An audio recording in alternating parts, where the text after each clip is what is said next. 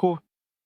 America stood on the edge of an abyss, fractured between the industrial North and the agricultural South, each with opposing visions about the economy, society, and future of the young republic. Slavery, a deeply rooted institution in the southern states, had created not only a captive workforce, but also a way of life and wealth that seemed impossible to abandon without provoking an economic and social revolution. In the North, where industry and commerce dominated, a different ideology was taking shape, based on free labor and westward expansion, as well as the gradual abolition of slavery. Political and economic tensions had been building for decades. Every compromise seemed temporary. Every election brought new anxieties. The fervent abolitionist and the pragmatic politician clashed in heated debates, often failing to understand the other's point of view. The newspapers of the time reflected these fractures, oscillating between fears of civil war and the illusion that the nation could still rally around common values. Yet, as the southern states began to secede, proclaiming their independence and forming the Confederacy, war became inevitable. When the first battles erupted at Fort Sumter in April 1860, a wave of panic and excitement swept through cities across the North and South. Thousands of men volunteered, motivated by patriotism, social pressure, or the lure of adventure. But soon, volunteers were no longer enough. The ranks dwindled, and the conflict, initially perceived as brief and glorious, turned into a bloody abyss. The idea of forcing men to fight, once unthinkable in a nascent democracy, became a strategic necessity. Thus, conscription, the draft, appeared. For the first time in American history, the state imposed on citizens the duty to serve in the military. It was no longer a choice, but an obligation, often accepted with resignation, sometimes rejected with revolt. For many, the fear of the draft was more frightening than that of the battlefield. Not knowing whether one would be chosen to die for a cause one barely understood or one rejected was an unbearable psychological burden. Chronicles of the time describe trembling men waiting for the moment when their names might be drawn, while their families held their breath. Diaries recount sleepless nights, whispered discussions about possible loopholes, and the sacrifices of the wealthy who could pay to avoid conscription, leaving the poor and immigrants to face a cruel fate. Thus, what began as a war for unity and freedom quickly turned into a battle against social injustice and fate. Beyond the initial shock, the draft revealed the deep fractures in American society. It was no longer just a matter of fighting the enemy abroad, but also of grappling with resentment, jealousy, and despair within one's own communities. Northern cities and southern villages saw a simmering anger, fueled by the sense that war was not equal for everyone, that death was distributed according to means and birth. And yet, despite the fear and injustice, thousands of men prepared to face the horror, knowing that the fate of the nation, and sometimes of their own families, depended on their sacrifice. In this context, conscription was not only a military necessity, it became a mirror of inequality, a moral and psychological test for a society already shaken by violence and division. The stories of those who were drawn, and of the families who accompanied them to the train station or watched them depart into the unknown, constitute the heart of this tragedy. It is through these stories that we can understand the scale of despair and courage in a conflict where personal choice was brutally confronted with the demands of the state and the inevitability of war. Thus begins our exploration of the Civil War draft, a dive into the brutality of a system that forced men to march toward their deaths, often against their will. Shock, fear, and determination mingled in a mix where patriotism, injustice, and human survival clashed daily. It is this reality, both collective and intimate, that will serve as a guiding thread for understanding not only the military events, but also the human cost of conscription and how it shaped the memory of the war for future generations. While the early years of the Civil War held out the prospect of a swift and decisive victory, the reality of fighting and loss of life hit both sides hard. The ranks of the armies were emptying faster than they could be filled with eager volunteers. The southern states, clinging to their newly proclaimed independence, quickly realized they would have to find a radical solution: force men to fight in defense of their homeland.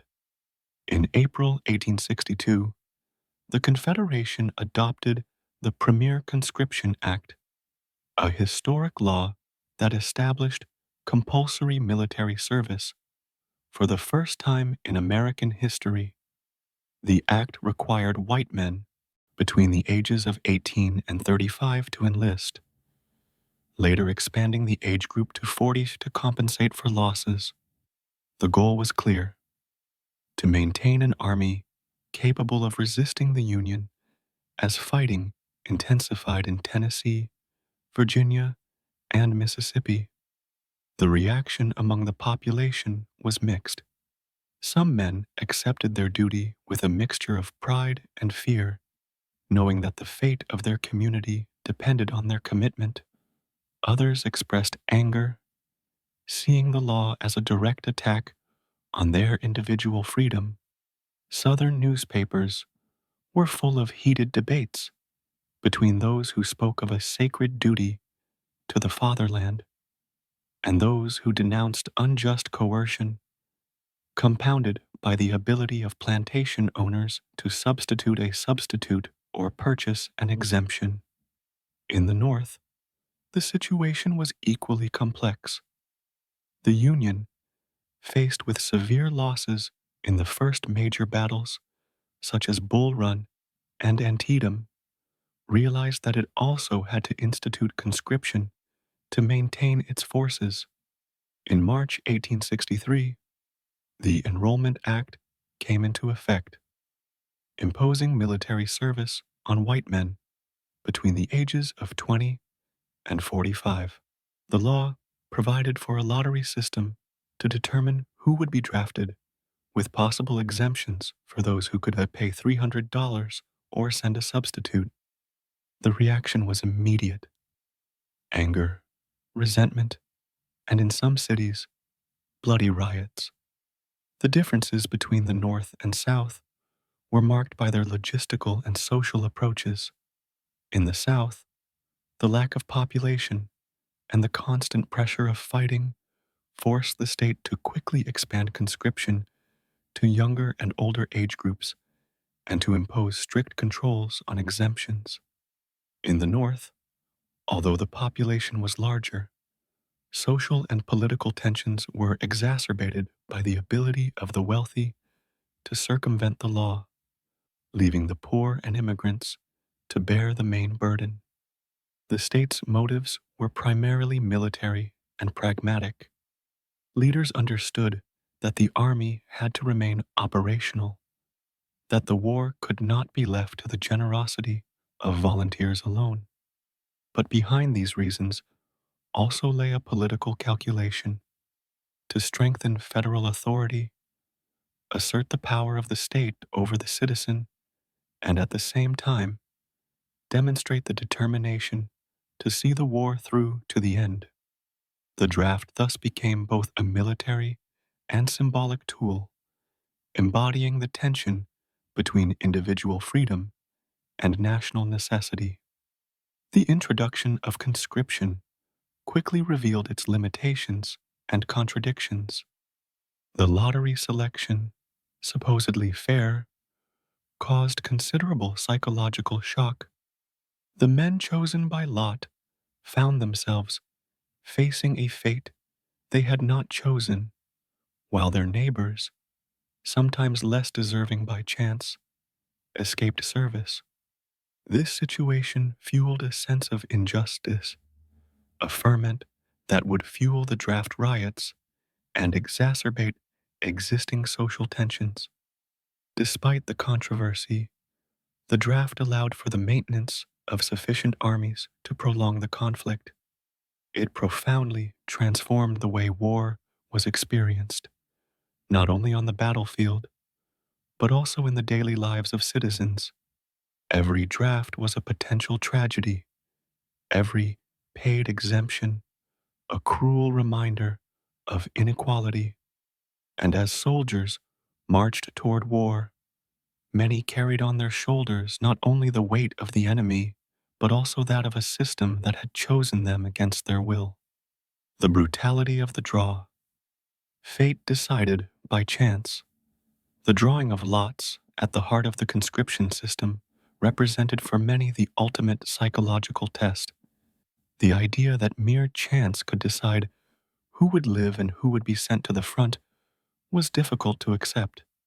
Newspapers of the time describe scenes where men, trembling, waited for their names to be called while their families held their breath a few meters away, aware that fate could change in a split second. In the North, the lottery established by the Enrollment Act followed a strict protocol. Each name entered on the civil registers was placed in a bag and an official conducted the public drawing. The fear was palpable. Older men, newlyweds, and fathers had their names drawn, while their friends or neighbors, perhaps less prepared or physically able, escaped service. The brutality of the drawing was not in the method itself, but in the certainty that it was a condemnation to face the horror of war. The testimonies of soldiers who were conscripted against their will bear witness to the anguish and despair caused by this system. In the diary of a young Irishman from New York, we read, "Today my name was drawn. I have never felt such a heavy weight on my shoulders. My mother wept. My father said nothing, and I wondered how I could come back alive from this chaos."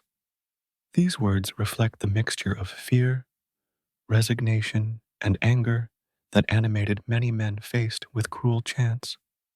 In the South, although the system was slightly different, the psychological brutality was equivalent.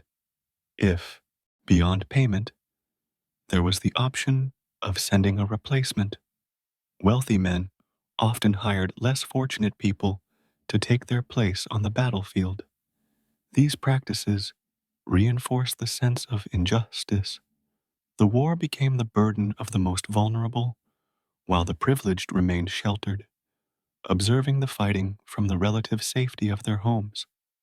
In the industrial cities of the North, neighborhoods of Irish or German immigrants became the areas most affected by conscription, fueling resentment that later exploded during the draft riots to New York in 1863. In the South, the situation was similar, but presented its own nuances. Landowners, especially those with large plantations, could also benefit from exemptions, often by sending slaves or subordinates to serve in their place. Confederate conscription, though strictly enforced, reinforced social hierarchy. Those with little means or status were sent to the front first, while the wealthy and influential could circumvent the law. This inequality increased resentment among troops and civilians and caused internal tensions that weakened social cohesion. The psychological effects of this injustice were considerable. Conscripts from the working classes were not only forced to fight, but also humiliated by the realization that others, through sheer fortune or wealth, escaped the same fate. Letters from soldiers express this bitterness. We fight and die to defend our country, while the rich watch and laugh, protected by money. The feeling of being sacrificed for the benefit of others deeply marked an entire generation, leaving a lasting imprint on the collective memory. Social inequality was also accompanied by ethnic tensions. In the North, immigrant communities were perceived as the primary victims of the draft, fueling stereotypes and hostilities. The Irish, in particular, felt betrayed by a government they perceived as favoring wealthy native born Americans. These tensions contributed to outbreaks of urban violence, riots, and clashes that sometimes claimed as many civilian lives as the battles themselves. This injustice reinforced the idea that the war was a war of the rich, fought by the poor. This wasn't just a slogan, it was a daily reality. Conscripts, forced by law, faced death, hunger, and disease, while those with financial resources remained on the sidelines. This stark contrast fueled social discontent and distrust of institutions, raising a fundamental moral question. How can war and sacrifice be justified when the rules that govern it favor the wealthy? For historians and contemporaries, this period illustrates the fragility of fairness in the face of military necessity. Conscription was not simply a pragmatic measure to maintain armies, it became a revelation of the social and economic fractures of the time. Debates about equality, justice, and the right to choose proliferated in newspapers and public assemblies, setting the stage for future tensions, but also for reflection on democracy and the role of the state in the lives of citizens. Conscription, already brutal in its mechanics and unjust in its social application, had profound repercussions on the lives of men sent to the front. For those who had not chosen to fight, war was not just a military confrontation, it was a physical, mental, and moral ordeal. The living and training conditions, often unsanitary and dangerous, reinforced the trauma suffered by conscripts.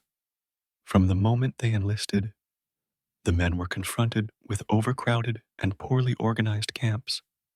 The canvas tents or makeshift barracks were infested with fleas and disease, and food was limited to a few rations of corn, stale bread, and sometimes spoiled meat.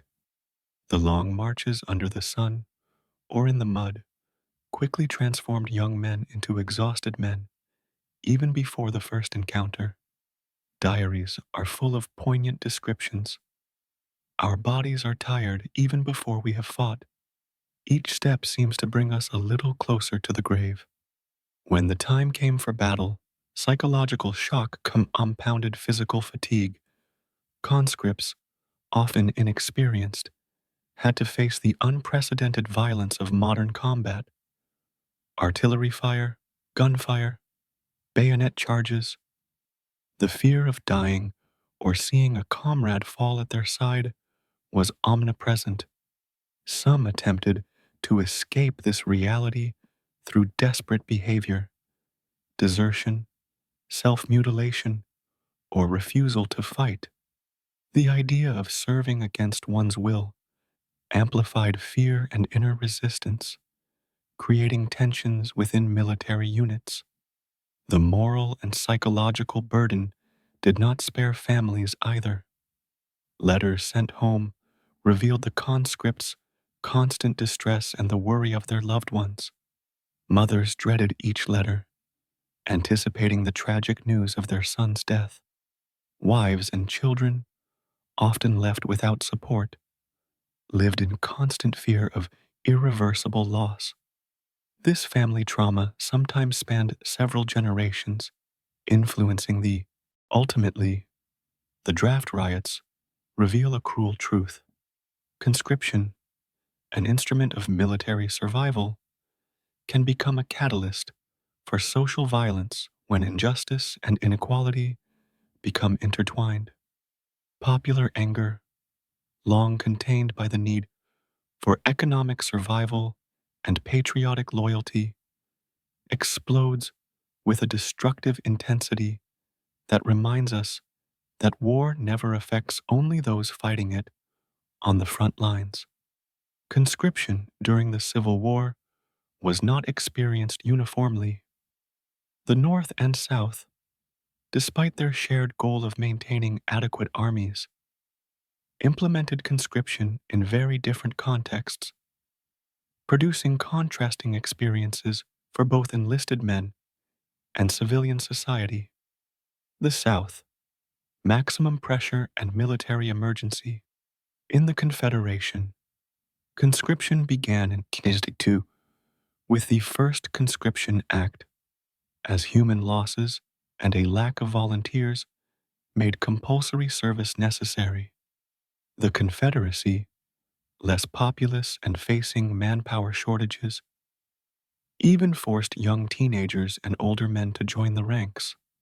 Conscripts often had to leave their homes with little preparation, without adequate equipment, and face an army lacking resources. Southern farmers, artisans, and laborers, unable to afford replacements or escape the law, were the first to be affected. Social pressure was intense. Refusing service could be seen as an act of treason against the country and lead to ostracism and public humiliation. Forced enlistment thus became a difficult psychological experience, as each man had to balance fear, loyalty, and social obligation. The morale of the Southern troops reflected this tension. Some soldiers displayed extraordinary courage despite duress, while others rebelled, deserting or openly opposing their officers. Southern conscription, though more brutal and extensive than that of the North, also created a paradoxical cohesion. The shared sense of being all forced to defend the cause could sometimes strengthen solidarity within regiments. The North, civil tensions and distrust of the government. In the Union, the situation was different. The adoption of the Enrollment Act de 1860 allowed for more systematic conscription, but it was met with strong civic resentment. Residents, especially immigrants and the working classes, perceived the law as unfair, favoring the wealthy able to pay to avoid service. Urban tensions culminated in the draft riots to New York, revealing popular opposition to a government that seemed to favor the elites. In the North, conscripts could benefit from better organized training, but fear and bitterness persisted. Diaries and letters testify to internal resistance, men terrified of leaving, families in distress, and social conflict in industrial cities. Whereas the South imposed conscription out of military necessity, the North faced an internal war where the civilian population challenged the very legitimacy of the state. Differences in troop motivation. Troop motivation also varied between the two regions. In the South, the imperative to defend the territory, combined with a sense of loyalty to the Confederate homeland, could prompt some conscripts to actively enlist despite the obligation. In the North, patriotic enthusiasm coexisted with deep resentment. Many felt compelled to die for a cause they perceived as socially unjust. This divergence of perception directly influenced the discipline and effectiveness of the armies. Southern soldiers, although younger and less experienced, could demonstrate fierce dedication. Northern soldiers, on the other hand, sometimes displayed a more ambiguous commitment, alternating between courage and passive resistance. which presented officers with a constant dilemma in maintaining unit cohesion. Impact on civil and military societies. The contrasting experiences of the North and South reveal the importance of social and economic context in the application of conscription. In the South, the military emergency accentuated social injustice but also created solidarity among conscripts. In the North, the perception of a law favoring the wealthy led to major civil tensions and weakened the bond between population and government. These differences have left lasting marks on collective memory. The South remembers a brutal but necessary draft, while the North recalls a mobilization that provoked anger and internal violence. Personal accounts, diaries, and letters highlight the contrasts of this unique human experience, where the chance of the draw and social inequality determine the fate of men facing war before they even chose to participate. At the heart of the Civil War, behind the numbers and laws, lie powerful human stories, accounts of drafted soldiers, broken families, and war diaries offer an intimate view of the impact of conscription on those who chose not to fight, soldiers drawn by lot against their will. James O'Connor, a young Irish immigrant from New York, was drafted in 1863. His diary entry describes the fear and anger that accompanied him from the moment he was informed of his enlistment. My name appeared on the list. My heart stopped. How can a poor man pay to avoid this horror? I had never held a gun. James was forced to leave his family and join an overcrowded army camp where living conditions were appalling. Long marches, maneuvers in the sun, and chronic hunger quickly transformed his body and mind. The constant fear of combat and despair at the possibility of dying without having chosen to serve marked every day of his life. On the other side of the conflict, in the South, Tennessee farmer Samuel Whitaker recounts his forced enlistment despite his advanced age. The Confederacy, desperately short of men, forced him to join the ranks. His account describes a mixture of anguish and duty. I am old enough to fight, but how can I refuse? My village is counting on us to protect our land. Every step I take toward the front is a step toward death, but also toward the honor I owe my community. Families torn apart. The families of draftees were often the first victims of this forced mobilization. Mothers, wives, and children lived in constant anxiety. Mary Sullivan, mother of 3 sons drafted in Pennsylvania, wrote, "Every morning I pray for my children to return, but every night I hardly sleep, fearing that the mail will bring me bad news." The forced separation caused not only fear, but also economic strain. Households lost their primary breadwinners, and daily survival became a challenge. War diaries and survival stories. Soldiers' diaries provide a direct account of the conscription experience. Thomas Green, a conscript from the North, describes his first combat. The smoke, the sound of bullets, the shouts of my comrades falling beside me. I never imagined such a hell could exist on earth.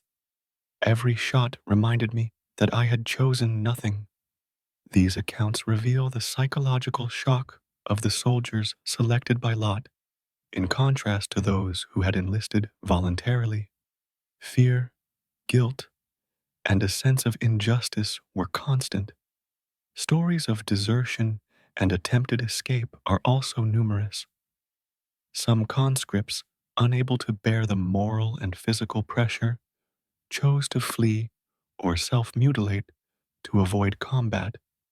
These acts, though desperate, demonstrated individual resistance to a state-imposed war and reinforced the perception that conscription was a profound social injustice, resilience, and solidarity.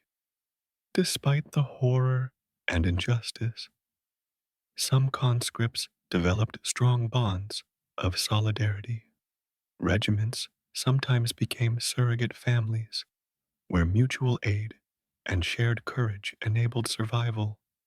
Tales of camaraderie, food exchanges, moral support, and stories told to keep morale up show that even in adversity, humanity found ways to resist the brutality of conscription and combat. Memory and testimonies. These personal stories have survived through the diaries, letters, and memoirs published after the war. They bear witness to the complexity of conscription, a military instrument that transformed the lives of men and families, exposed social fractures, and left deep scars, both physical and psychological. Each individual account, whether of fear, courage, or despair, illustrates the human consequences of forced warfare and provides insight into the real impact of conscription beyond laws and military strategies. Conscription during the Civil War was not just a military measure, it had profound repercussions for American society and politics. Conscription laws exposed and amplified social inequalities, altered the relationship between citizens and government, and left a lasting mark on American history, reinforcing the social divide. Conscription exacerbated the disparities between rich and poor. In the Union, paying a substitute to avoid service gave rise to the popular expression, a war of the rich fought by the poor. Wealthy families could thus protect their sons, while the working classes, particularly Irish and German immigrants, were forced to go to the front. This social injustice engendered deep resentment, fueling not only riots, but also draft riots to New York, but also a general feeling of distrust towards government institutions. In the South, although less formalized, conscription also placed greater pressure on the poor and rural. Wealthy plantation owners could sometimes influence the assignment of their workers, leaving the lower classes to bear the brunt of the fighting. This structural inequality exacerbated social tensions and contributed to a lingering sense of injustice after the war. Debates on fairness, democracy, and freedom conscription sparked major debates about the fundamental principles of American democracy. Was it right to force individuals to fight for political causes, especially when some could pay to avoid doing so? Newspapers and political speeches from the period illustrate the intensity of these debates. Intellectuals and politicians questioned the role of the state. How far could it intervene in individual lives in the name of the war effort? The tension between individual liberty and military necessity became a central theme. In the North, civil protest manifested itself not only in riots, but also in legal and political actions demanding greater transparency and fairness in the conscription process. In the South, the pressure of the military emergency limited these debates, but the question of legitimacy remained present in the memories of conscripts and their families. Influence on future military policies. The lessons of Civil War conscription influenced military strategies and draft laws in the United States for decades to come. The need to recruit effectively while maintaining civilian support became a critical issue. Authorities understood that the perceived injustice of conscription could provoke social unrest and undermine national cohesion. The experience of the Civil War thus guided the adoption of more balanced measures in future conflicts, including better management of exemptions, communication campaigns to justify the war effort, and policies aimed at reducing perceived inequalities between rich and poor, historical memory, and commemoration. The draft left a lasting mark on American memory. Newspapers, memoirs, and monuments recall not only the courage of draftees, but also the social fractures it exposed. Stories of draft riots, reluctant draftees, and broken families are still taught as examples of the profound impact of conscription on society. This collective memory serves as a critical mirror on the political and social choices linked to the war. It reminds us that military mobilization is not only about strategies and battles, but that it profoundly affects individual lives and social cohesion. It also questions the balance between civic duty and individual rights, a debate that remains relevant in the military and political history of the United States. Conscription during the Civil War leaves a legacy that is both brutal and profoundly human. Through laws, drafts, and combat, this system revealed the depth of tensions between individual freedom and military necessity, between wealth and poverty, between duty and survival. Every draftee, every torn apart family, every urban riot testifies to this unrelenting reality. War is not just about strategy or battle, but also a direct confrontation with injustice, fear, and sacrifice, the horror and injustice of the system. For those selected, conscription was a sentence to an ordeal whose terms were not theirs to choose. The psychological shock of the draw, the brutal separation from family, the forced march to overcrowded camps, and the front lines were all manifestations of an imposed war. Living and fighting conditions were extreme. Hunger, cold, disease, and the constant fear of death defined each day. For many, social injustice compounded this brutality. Those who could pay to avoid service escaped danger, while the poor and immigrants bore the brunt of the military effort. The draft riots, particularly in New York in 1863, symbolize this pent-up anger and perception of fundamental inequality. Urban violence, directed against conscription offices and minorities perceived as competitors in the labor market, illustrates the depth of resentment and the difficulty of maintaining social order in a context of forced mobilization. Lasting impact on American society. The draft had a lasting impact on American society. It deepened social divisions, reinforcing the sense that war was not equal for everyone. Debates about fairness, democracy, and individual freedom were amplified by this experience. The memoirs of draftees and broken families, war diaries, and later accounts became essential historical documents, keeping the lessons of the period alive. The influence of conscription was also felt in future military and civilian policy. The need to recruit without causing social injustice, the management of exemptions, and the importance of communication to maintain popular support were lessons learned from this experience. Americans understood that imposed war had a cost beyond the battlefield, a moral, social, and psychological cost that could leave a lasting mark on the nation.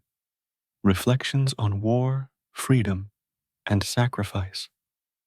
Conscription raises a fundamental question. How far can society impose military duty in the name of national survival? It forces us to reflect on the meaning of freedom and sacrifice. The men who were forced to fight had to face not only the enemy, but also fear, doubt, and the emotional pain of forced commitment. Families who saw their sons and husbands leave suffered from the loss of stability and security. This experience illuminates a universal truth. War transforms society as much as it transforms individuals. It reminds us that freedom, even in a constrained by necessity, and that sacrifice is never equally distributed. The rich could exempt themselves, the poor could not. Volunteers chose their destiny. Conscripts had it imposed upon them. Closing, a living and memorable memory. Ultimately, the Civil War draft remains a tragic mirror of humanity confronted by war and injustice. It teaches us that freedom is never absolute and that sacrifice, when imposed, leaves lasting scars. The memories of conscripts, the testimonies of families, the echoes of urban riots, and battles on the front lines are all voices that tell of pain, resistance, and human courage. This memory still challenges us today.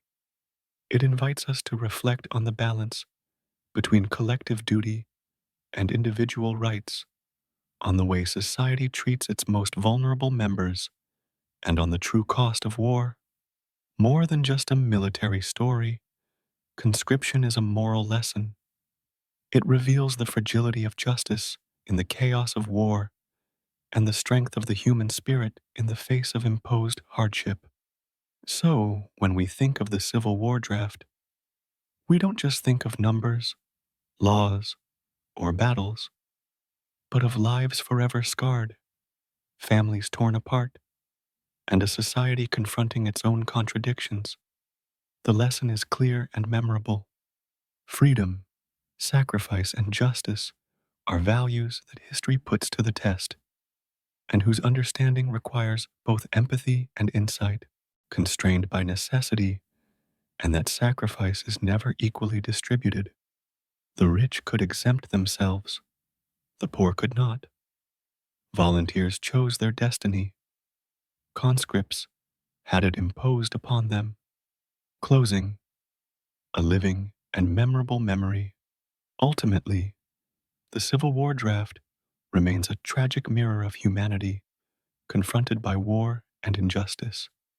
It teaches us that freedom is never absolute and that sacrifice, when imposed, leaves lasting scars.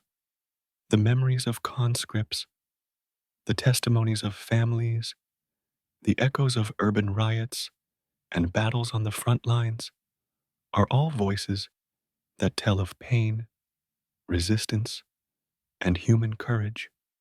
This memory still challenges us today. It invites us to reflect on the balance between collective duty and individual rights, on the way society treats its most vulnerable members, and on the true cost of war. More than just a military story, conscription is a moral lesson. It reveals the fragility of justice in the chaos of war and the strength of the human spirit in the face of imposed hardship. So, when we think of the Civil War draft, we don't just think of numbers, laws, or battles, but of lives forever scarred, families torn apart, and a society confronting its own contradictions. The lesson is clear and memorable. Freedom, sacrifice, and justice are values that history puts to the test, and whose understanding requires both empathy and insight,